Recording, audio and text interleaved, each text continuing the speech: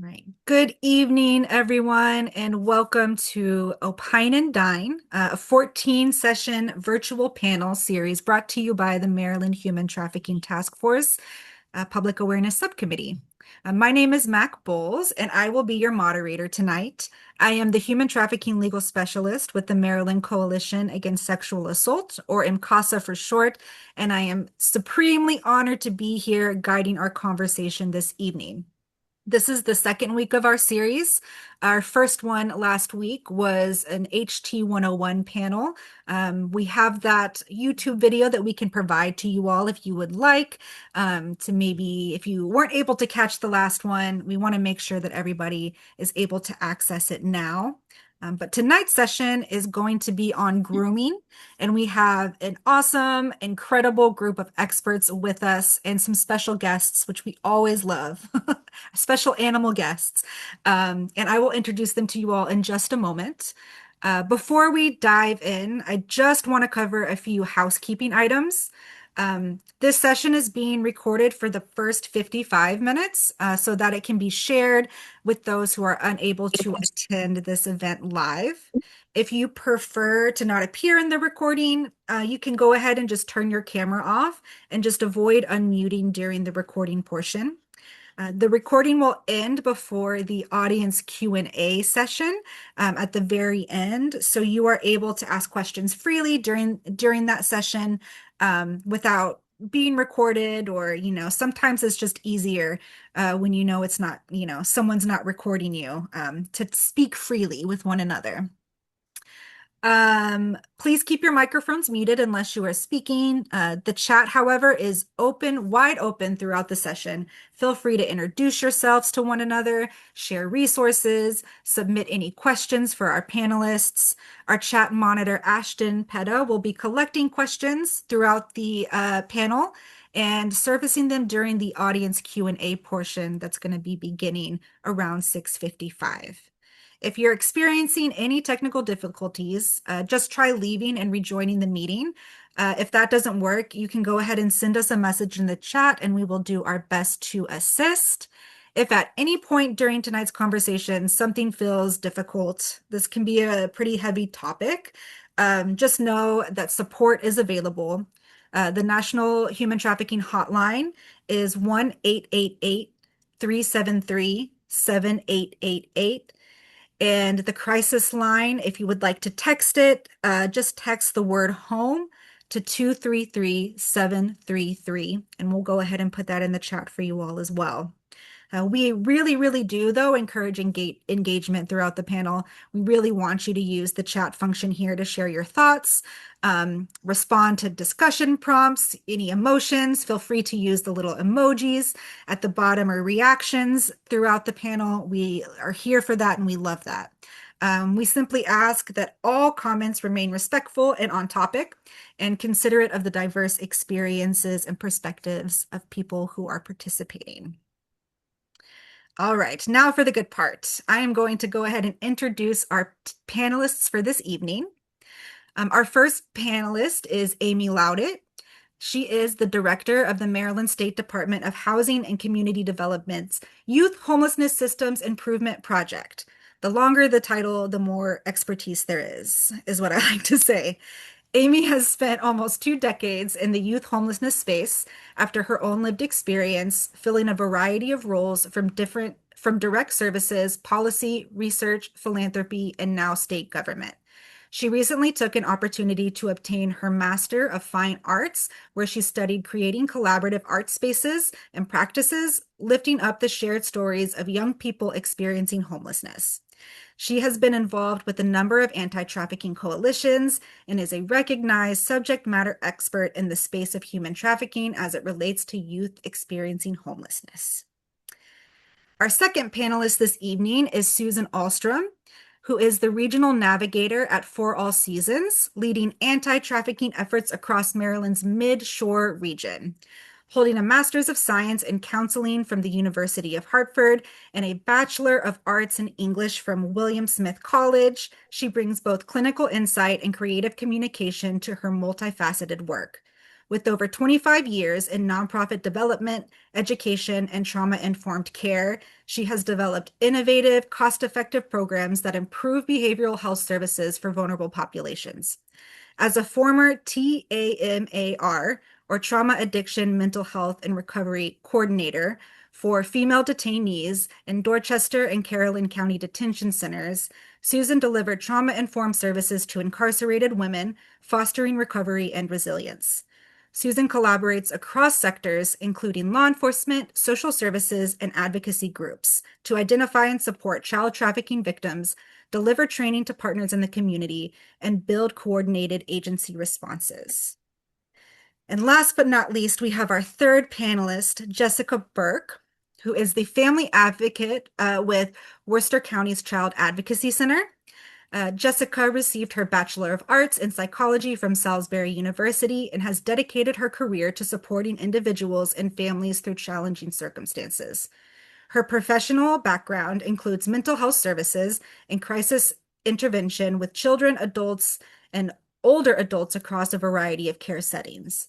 In her current role as a family advocate, Jessica walks alongside children and non-offending caregivers from the forensic interview through investigation and prosecution, ensuring they have the support and resources they need every step of the way.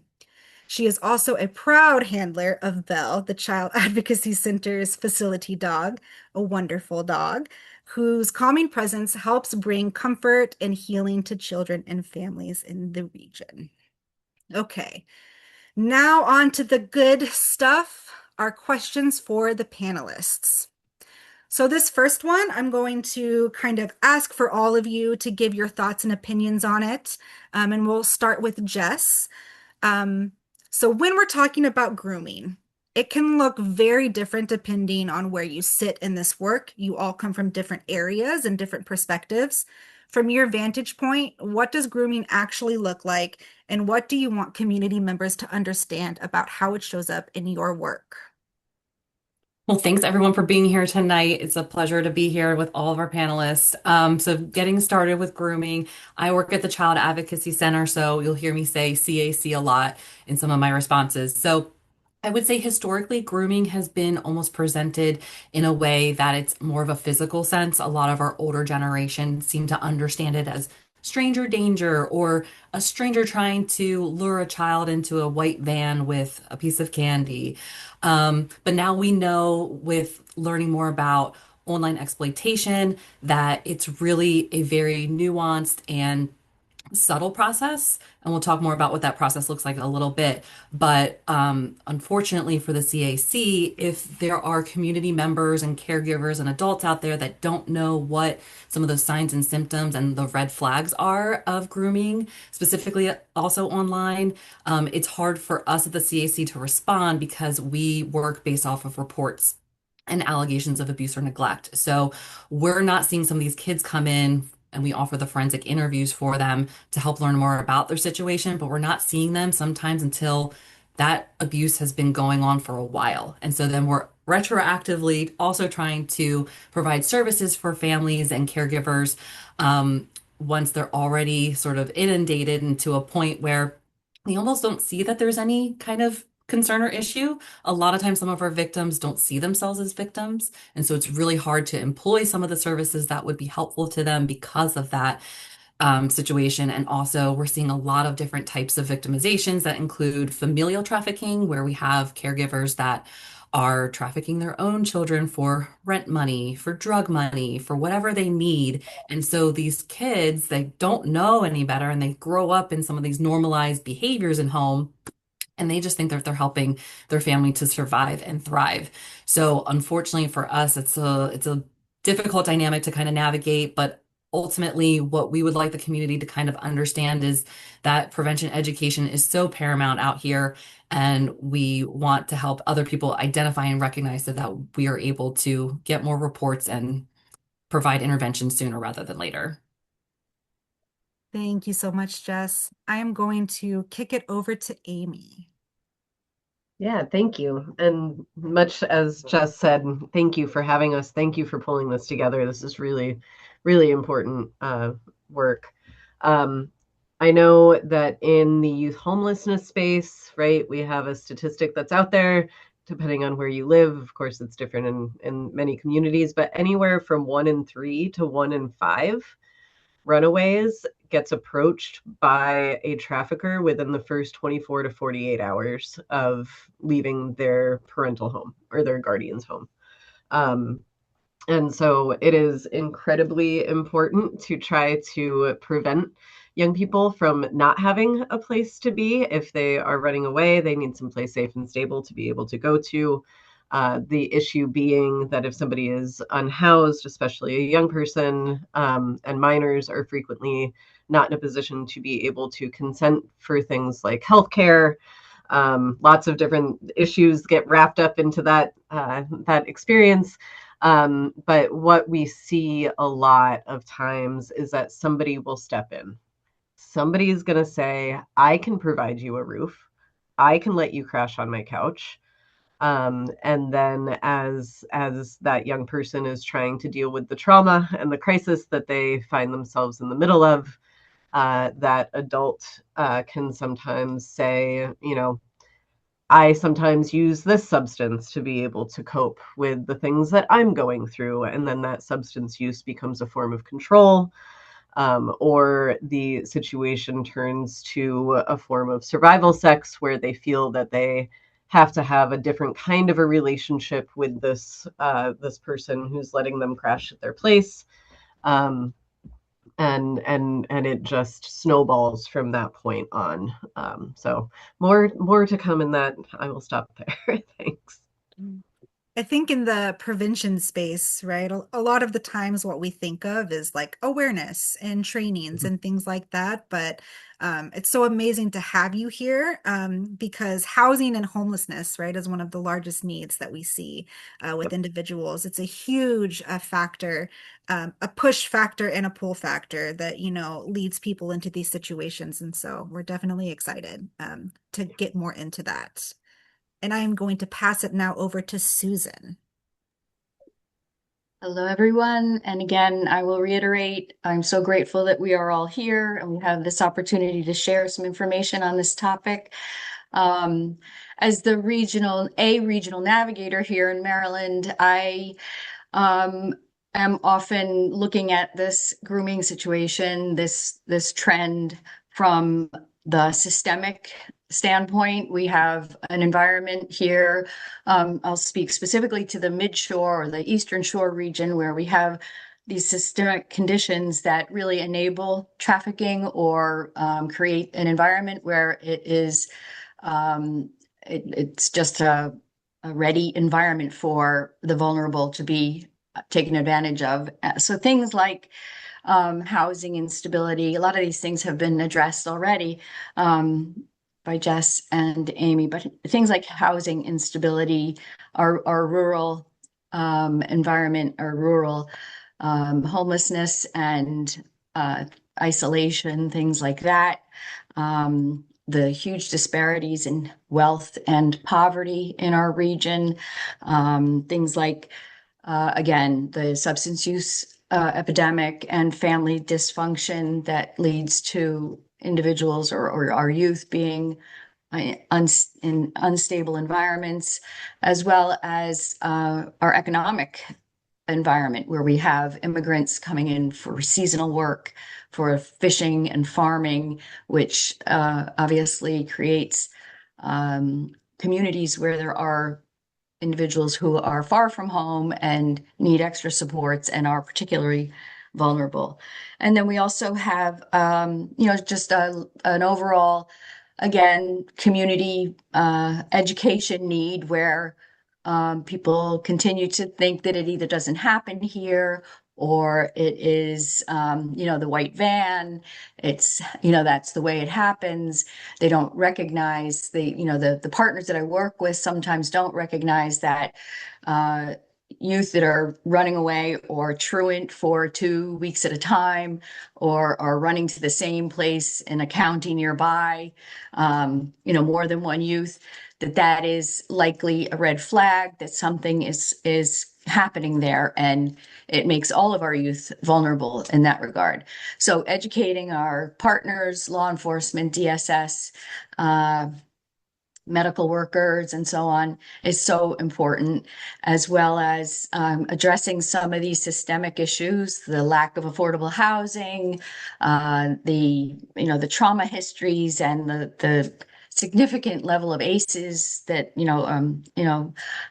childhood experiences, traumatic experiences that happen in our communities that are less resourced, etc.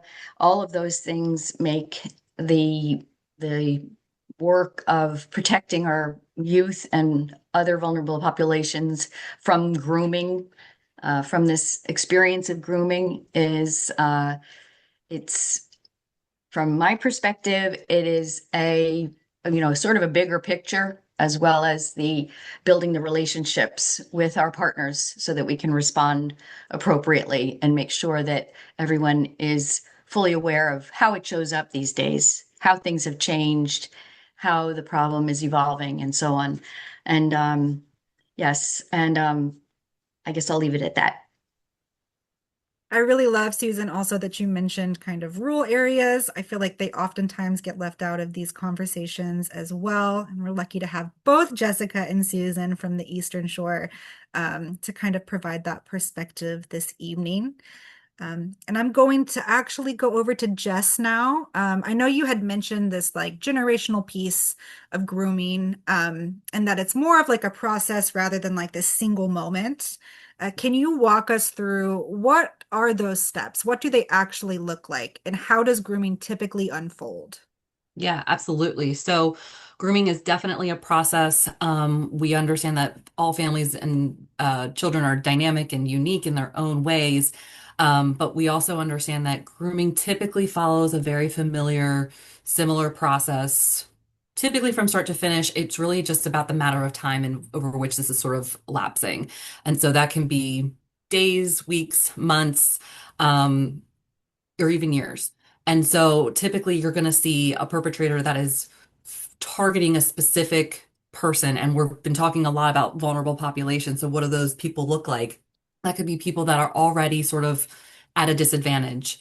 And with this day and age, if kids are online, they're kind of sharing their whole life. So they might be sharing that, dad lost their job, or mom and dad are splitting up and getting divorced, or, we don't have money for X, Y, or Z. And or it could be just as simply as a kid that's like, hey, I want some Robux over here. And if no one's familiar with Roblox, that is the currency that that game utilizes. And so when kids are kind of putting their whole life out there, there are unfortunately those offenders out there that are looking specifically for people and trying to fulfill needs that they otherwise are not going to get elsewhere because, for lack of a better term, they just don't have it currently going on in their life. So once those people or those vulnerable populations and victims are identified, they're able to sort of like, that's a way to kind of get in there and help learn more about them. And then that victim sees, hey, this person really is taking a liking to me. I'm getting the special attention from someone that I don't get kind of here in my physical presence. Maybe my parents aren't really paying a whole lot of attention to me, but this person online is. So perhaps they're not really involved in extracurricular activities, or they just struggle to find friends. And so going online is very easy. Kids are much more accessible now more than ever. And so it's really easy to kind of build a relationship with someone that's really seeing them for who they think they are. And they're getting that, time and attention that they're looking for. So that gaining of that trust is going to look a lot like getting the compliment, asking them, showering them with gifts, perhaps offering them Robux. And really the child, and especially in my position, they're not really giving a whole lot in return at this point for that. So they're just really excited to like have someone to play with. And oh my gosh, they have Robux, they want to share it with me. That's so great. And so again, they have no idea that this is all sort of, malintended, way to get this manipulation going on. And so again, they're just continuing to feel a want and a need that they're not getting anywhere else. And so they just kind of develop this dependency on this person. So that's kind of going into just where that perpetrator is easily able to isolate that person now, because they have become such a highly valued person in this child's life that they need them now to continue feeling this way, to continue getting this love bombing and all these great feelings that we're getting. And so that really turns into the abuse, which is now, okay, I am in this cycle. I don't know how to get myself out. This behavior becomes normalized in a way and it's expected. And then the control and manipulation. So kind of it's a very gradual process. And like I said, it can take a really long time to get there, sometimes not so quick. Sometimes it can happen quickly, depending on, just how much time you're spending online. Kids are online unsupervised, and it's just easier now more than ever. Um, and unfortunately, yeah, it's difficult. Susan, Amy, do you have any thoughts on this one? Well, yeah, I think Jesse did a great job explaining how the grooming process happens. I know that we sometimes think again that it's mostly young girls or um, it's not boys, but there are certain factors in each of those, all of the vulnerable populations that we see being victimized in this way that are particular to them. For instance, boys and grooming. That is a population that it's escalating, and for reasons that we with online gambling, obviously gaming, those kinds of things, boys tend to be more involved with, and they are real open portals for perpetrators to gain access to our youth. Boys, or anyone, really anyone gaming on these Roblox and Minecraft, all these games where I think a lot of our adult population and our parents aren't educated enough, and to no fault of their own, but things have advanced so quickly. I mean, if we think of games even 5, 10 years ago, they were much more simple. Now they are often in a space where it's, they're on a server and playing games, building worlds with people all over the world. They don't know who's on the other side of that other player. And these games can suggest players, they can populate the game with random players, and obviously kids get involved in what they're doing, and so they're not always going to know how to stay safe. And when you're playing, you're trusting. If you're in a space where it's a perfect space for perpetrators to do, as Jessica said, begin to build that trust, shared interests. They're building a relationship, and then it's easy to say, let's take this offline. Let's take this to another platform where they then have much more secrecy and ability to manipulate and so on. The other thing with gambling and gaming, and in our current environment, exchanging gifts and gift cards and money and all of that online is a whole other world and a whole other opportunity for perpetrators to offer gifts, like as Jess said, to share some Roblox books, whatever they're called, or some other, gifting that again engages a young person or any vulnerable person, anyone. If you get a little gift, you're going to have a little more loyalty towards that person. So all of these things are creating a much more fertile environment for perpetrators to reach our kids and manipulate our kids. And that doesn't even begin to get into AI and how AI with images, AI with voices, where perpetrators can use the AI tools so that they sound like a 10-year-old talking to a 10-year-old. All of these things are just compounding the problem, and definitely because adults and parents, sometimes, let's say at Christmas they get a new tablet, and a parent might say, well, you set it up, you know better than me. I mean, that's not uncommon, but we need to know what the kids are playing. We need to know what games, we need to play the games with them, ask the questions about them, and get more involved in that way. I know I'm getting into a little bit of the prevention side, but it's so very important.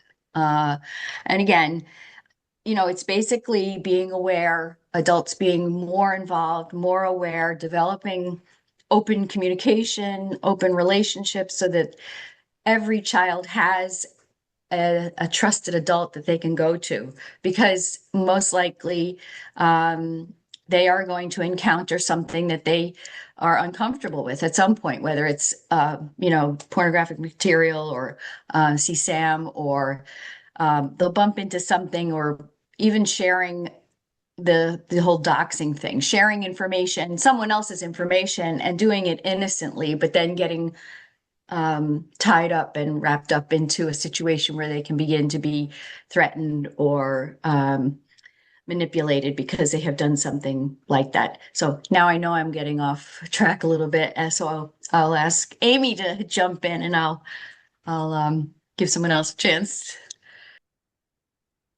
Sure. Yeah, the only additional piece that I would put just a fine point on there is that when youth are running away or experiencing homelessness, frequently they may end up in a situation where they feel like the person who has opened the door for them is is the great love of their life. And so really understanding the impact of trauma bond on the ability of a young person to even meet you halfway at having a conversation about what's going on. Very frequently, once that bond is created, it is really difficult to, number one, help the young person see what is happening to themselves, and then be able to talk about it. So just to put that fine point on that particular question. Definitely. And I think there's this, whole aspect, it starts off feeling safe, it starts off feeling good, and then slowly they start to make you do things that are maybe a little bit out of your comfort zone, pushing you farther. And, I don't know about you all, but when I was a kid, when I made a mistake or I did something wrong, it felt like the end of the world. And that guilt and that shame, can like just build up, right? And it's so easy to access all of these like online. I mean, I don't know if you guys have seen, I've been seeing a bunch of the ads for Kalshi, which is like a way that you can put bets on, I mean, bets on anything, bets on the president saying a specific word, right? And so Mm-hmm. it's so easy for, to get on these and maybe make a mistake and then not know what to do. And not know where to turn. Yep. And Susan, I know you spoke about, how boys and men are, a huge underserved population in this space, and that a lot of grooming occurs that we just don't really see. Are there other individuals or other people who are more vulnerable than others to this kind of grooming behavior? Yes, thank you for bringing me back to there are certainly other our elder population. Again, isolation, unmet needs, financial challenges, loneliness, all of these things make our elder population extremely vulnerable, both to grooming and or exploitation through caregivers, but also online. I was recently, and this is not uncommon, I hear these kinds of things, recently doing a presentation, an education little workshop for a parent group, and talking about online exploitation and grooming and boyfriending. And the woman, opened up her phone and said, "My grandmother is talking to this guy online and she thinks she's in a relationship." And what that often leads to is requests for money, requests for, it's oftentimes there's financial exploitation, and it's a grooming process. It's, again, the grooming happens in the relationship, the trust is built, and then that individual is tied in and often embarrassed or ashamed, or in the case of our elder population, oftentimes they don't have anyone to go to get support. Those individuals who are special needs, autistic or, don't have the same level of judgment or perspective that others might have where they can be taken advantage of. And of course, our young teenage girls, those populations, kids want to be accepted. They want to be paid attention to, all of these things that are natural, but we have normalized our sexual behavior to such an extent that they are, it's not that unusual, and it's not a problem to exchange a sex act for a vape or for we gift card, a Starbucks gift card. Um, and so when young girls are out there trying to be, again, they're online looking for attention or looking for affection or looking for connection, validation, it's they are a target for perpetrators. And it is, again, really challenging to help these young kids because they think it's the norm, or they think they're in a relationship, or, as Amy said, that they don't identify as a victim, and it gives them a sense of autonomy, oftentimes, right, or a sense of agency. So a big problem that we face is with these young kids, when they are actively engaged, they sometimes, again, are able to make money. And when they don't have other work skills, that's another issue that I could talk a week and a half on. When they're not learning other work skills, or they don't have value in the community, this is giving them that value and or income or the goodies that they want. And so it's an easy way to manipulate young people. And any vulnerable person, any lonely, isolated, or struggling individual is susceptible to this act of grooming and exploitation. Jess, Amy, you have any extra thoughts on this one? No, I just kind of thought more about our older generation population, that vulnerable population. It's scary because I think we already know that they're struggling, and sometimes they don't have anyone else in their home, and they need help, and so they can, try to outsource to people in the neighborhood, and it's just so sad. Even online, people, they think they're in relationships with like celebrities and famous people. I hear about those scams all the time, and it's heartbreaking. Yeah, I think the thing that Susan brought up, that really applies to the population that I work with, is the need for, if your basic human needs aren't being met, you don't have a whole lot of capacity to make other decisions, other than the person who's meeting your basic human needs. And so that really just that resonated a lot with me. So yeah. And And something I also, always you're say, kind of like exasperating already vulnerable populations that are already depressed and anxious. Sorry to cut you off, Mac. And so you're seeing like people and their suicidal ideations like skyrocket and hospitalizations. And so that just puts a more of a burden on the already overwhelmed system. And it's just not something that we need. Yep. and I think too that, kind of the continuum, right? We've talked about this process of grooming, but that continues, right? Like if you have been groomed once, it's much more easy to be groomed again.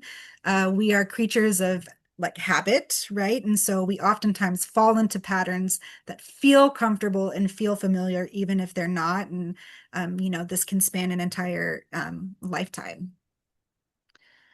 And Jess, I kind of wanted to come back to you, circle back around. We had mentioned this a couple times, but I think COVID kind of put this on blast for a lot of people. But how has technology changed the grooming process? And what do you want people to understand about how that's shaped the landscape that we are now trying to navigate?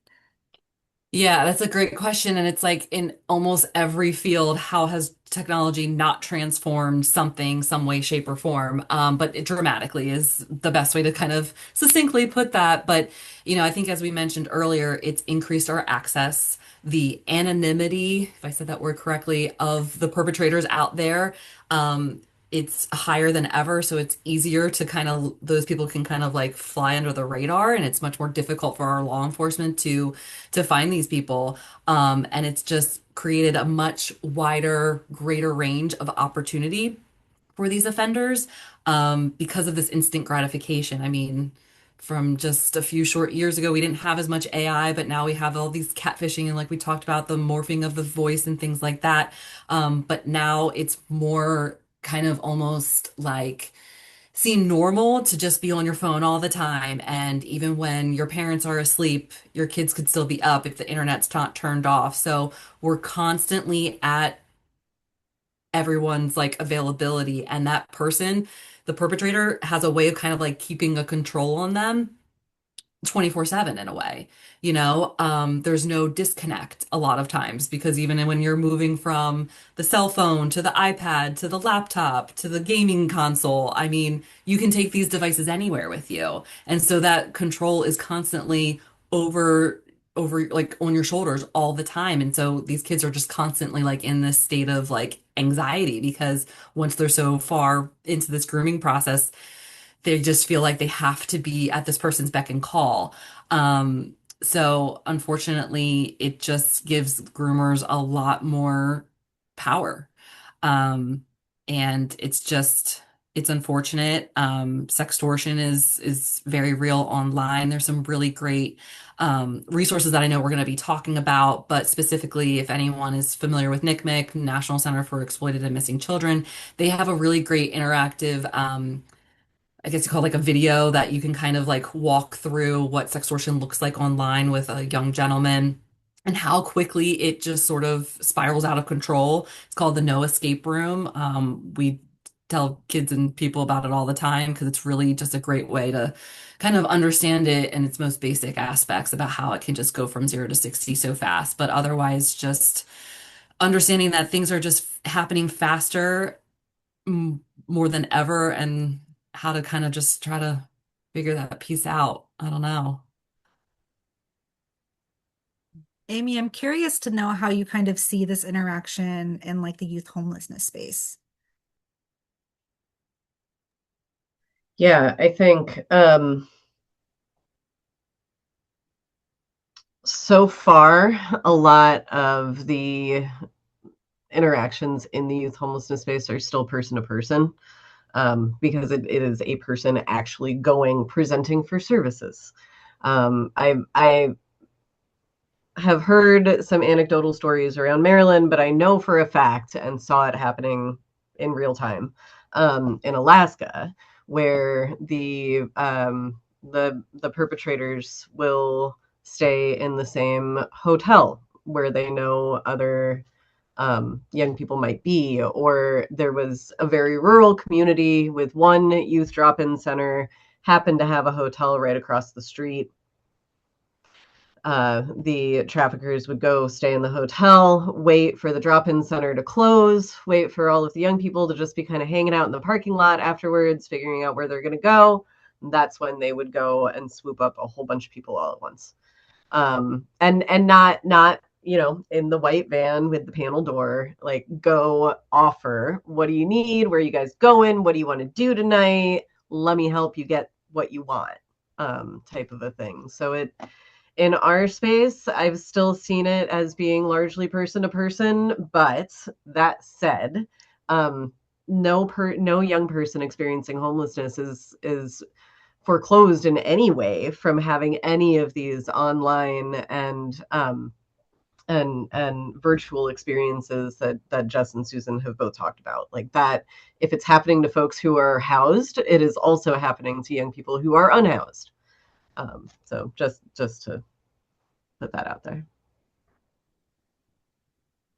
Excuse me. I would also like to circle back a little bit, to Jess's point with all of the different devices and the technology that the that our youth have, and that all of us, youth are online. I think the NCMEC, they state a statistic of 8 to 10 hours a day.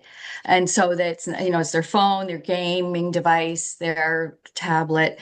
And what I am finding, what we see is that when there is the risk of a youth, either through the CPS or something, just some evidence from concerned guidance counselors, when a youth is at risk, and we're trying to sort of get on top of that or guide the situation or prevent anything bad from happening.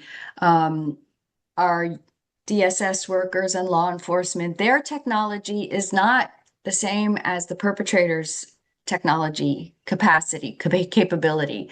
We are really behind the eight ball, I think, in the way we are able to investigate or, it's not just a phone where evidence exists, but it's on the tablet and on the computer. And we need to be supporting our law enforcement and our agencies that are trying to protect and respond to these criminal activities in a way that is much more progressive, with more funding, more resources. We identify as regional navigators, I think, or I'm sure in your case at the CAC, Jess, all of us, Amy, I'm sure we identify prospective problems, but we don't have the law enforcement resources, the number of officers, or the tools and technology to be able to appropriately jump ahead of what the perpetrator is doing. And so that's another reason why I'm very excited about this series, because all of this information has to get out there. We need to up our game and get our communities more informed and our adults more aware, et cetera. So technology is a critical part of this, and getting everybody to full capacity is one of the goals we need to focus on.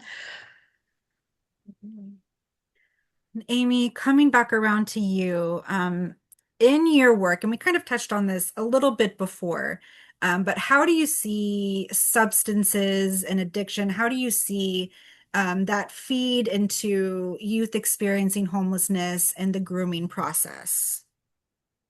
Yeah, so in my experience in this space, it's not always the substance that brought the young person into that home, or into that situation. The substance use was used as a tool of control and manipulation.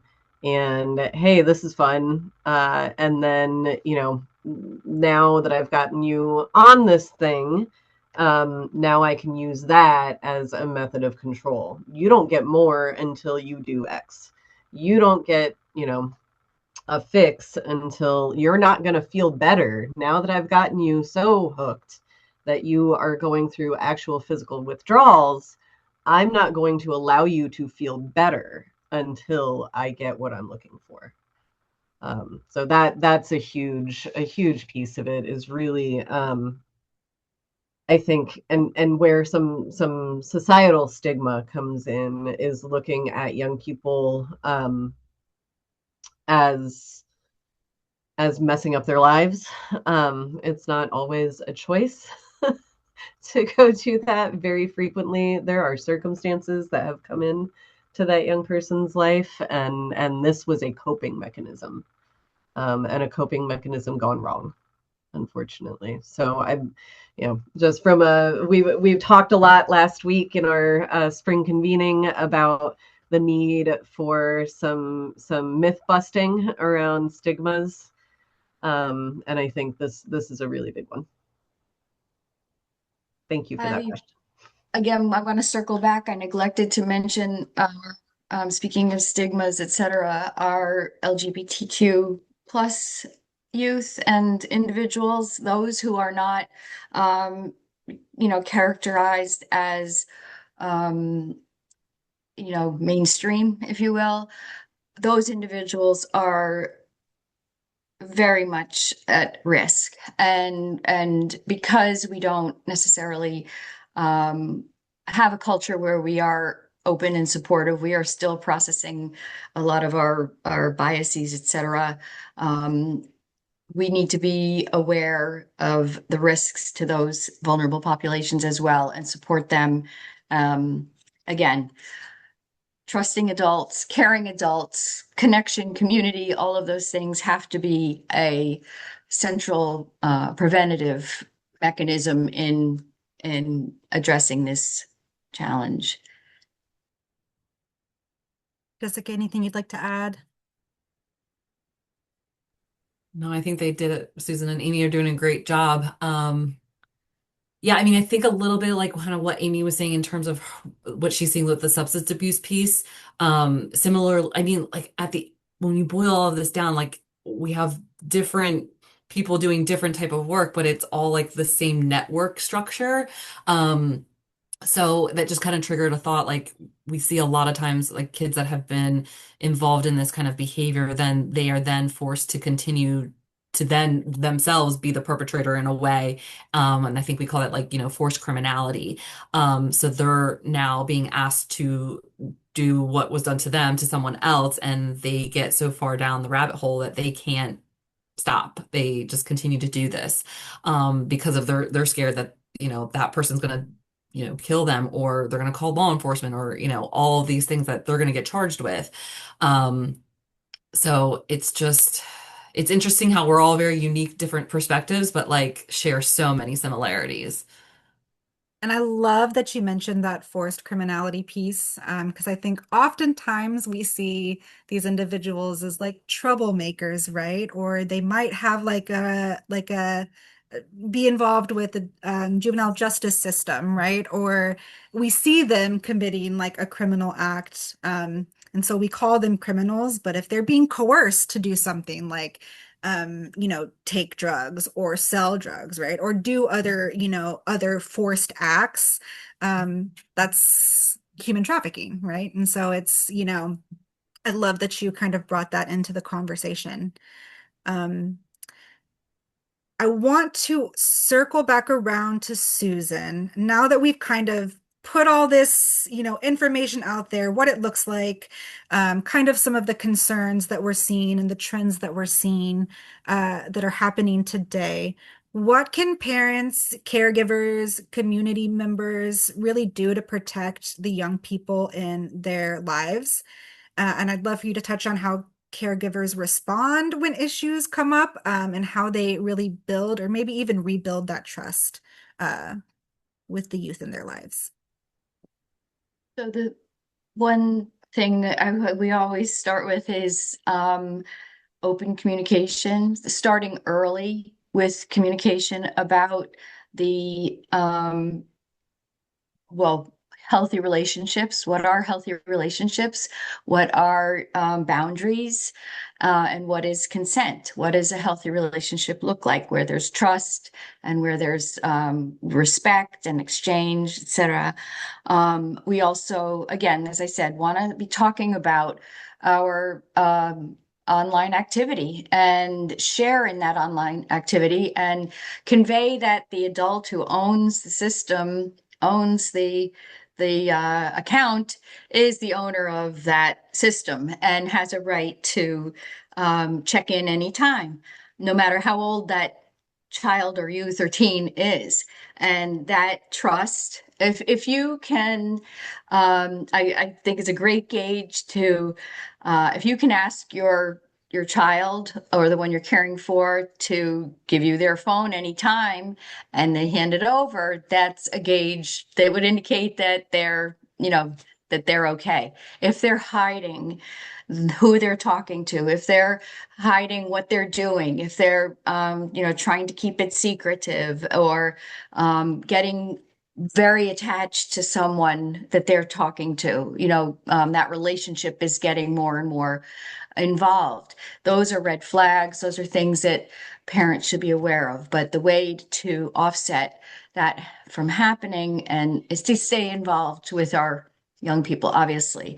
And we know that that's not possible with every family with the, family skills, etc., and family dysfunction when we're working with kids in the foster system. It's the adults that are working with them, the teachers, the social workers, whoever it is that is involved with caring for that youth and helping them to, mentoring them or helping them to grow and learn and prosper. It's important to be talking about their activity online and their interests and their relationships and all of that.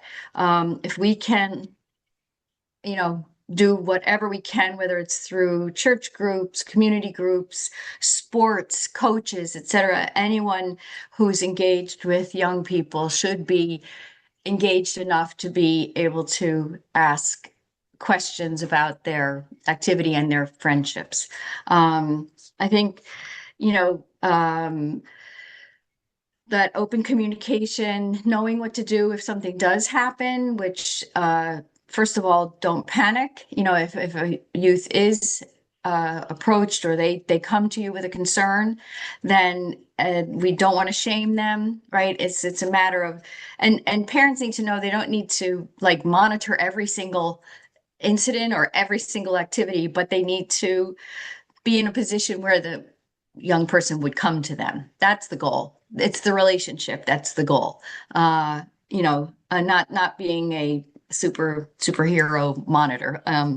Even though I sort of implied that, but we can't, right? We can't monitor everything. We want to have that open relationship, open door policy.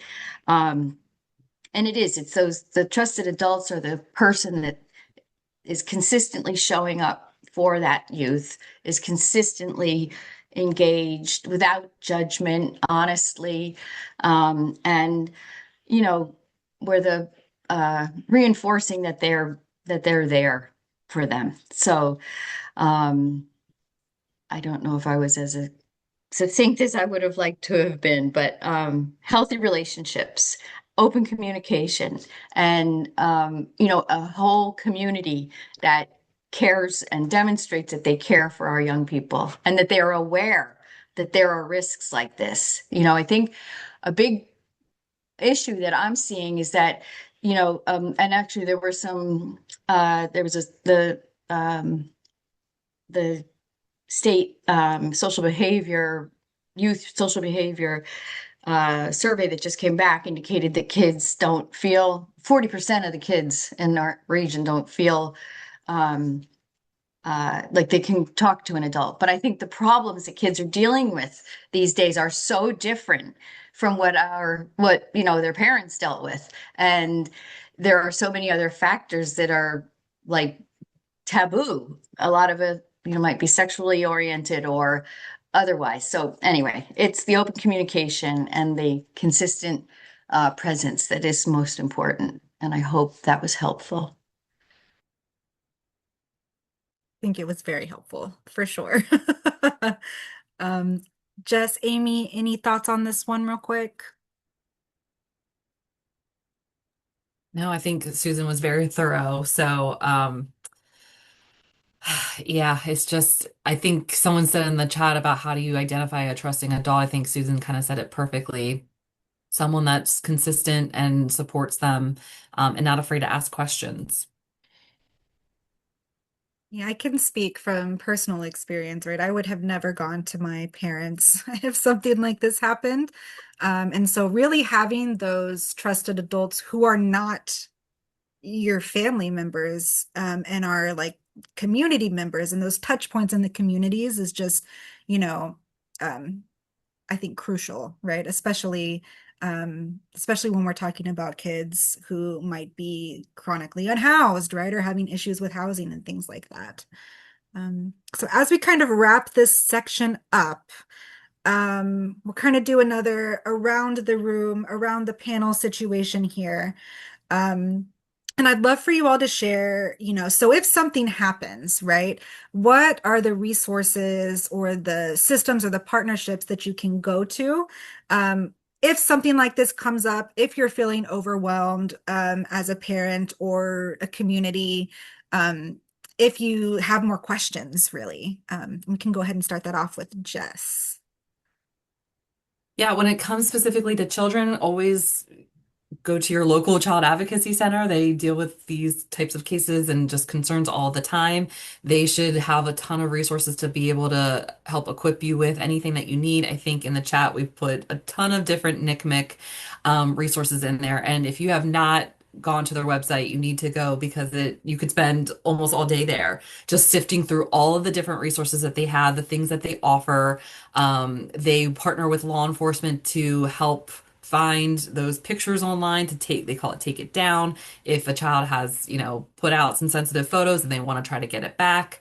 They offer a lot of different just options from a wide variety of age ranges. I mean, I show my kids some of these NCMEC videos. I'm like, Mom, I don't want to watch it. But like they're cute and they're age appropriate and they're cartoons for the little ones. And then through middle school and high school, like it's just geared towards the way they talk and what they say and what we're seeing online due to their age and developmental level.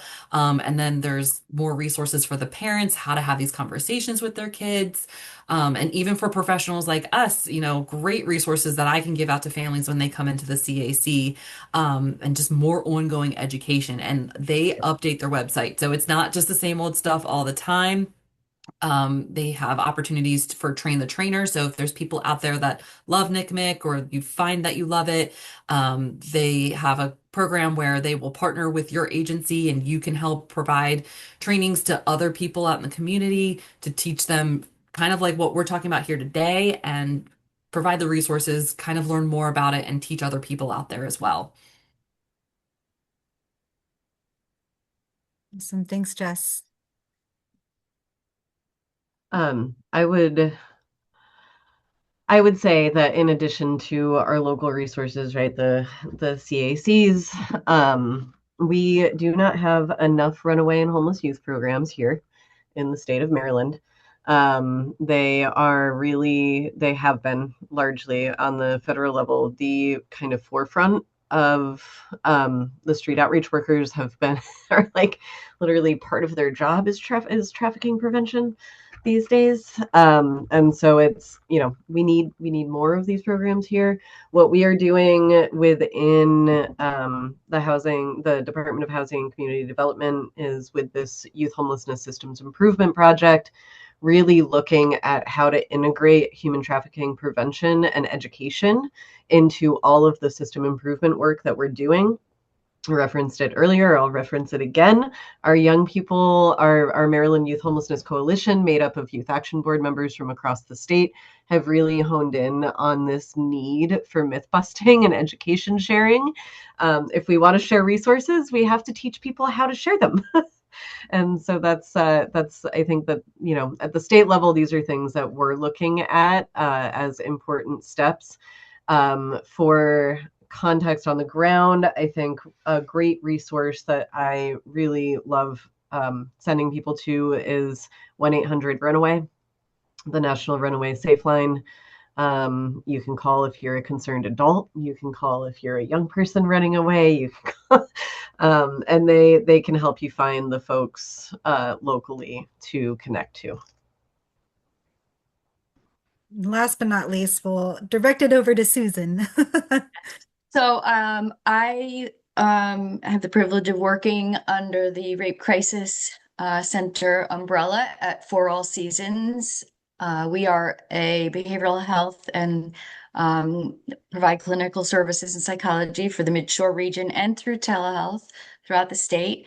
But we are the only rape crisis center for covering the 5 counties, Talbot, Dorchester, Queen Anne's, Kent, and Caroline counties here on the Midshore.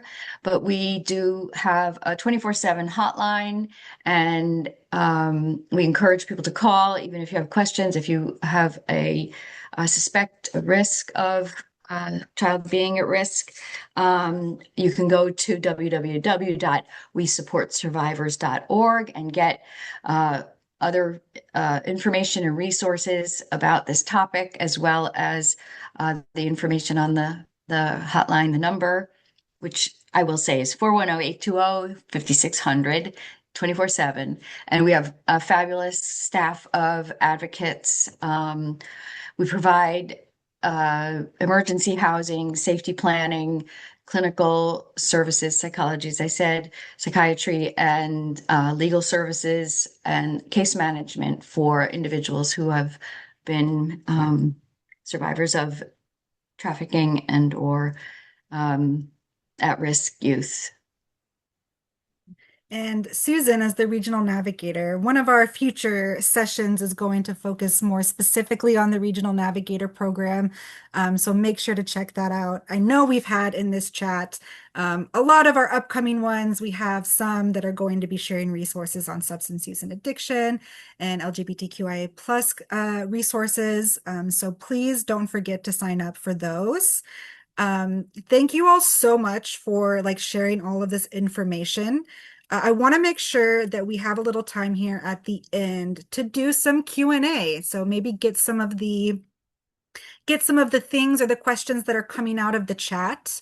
I am going to stop the recording and then pass the floor over to Ashton, who has been collecting some of the stuff that you've been sharing.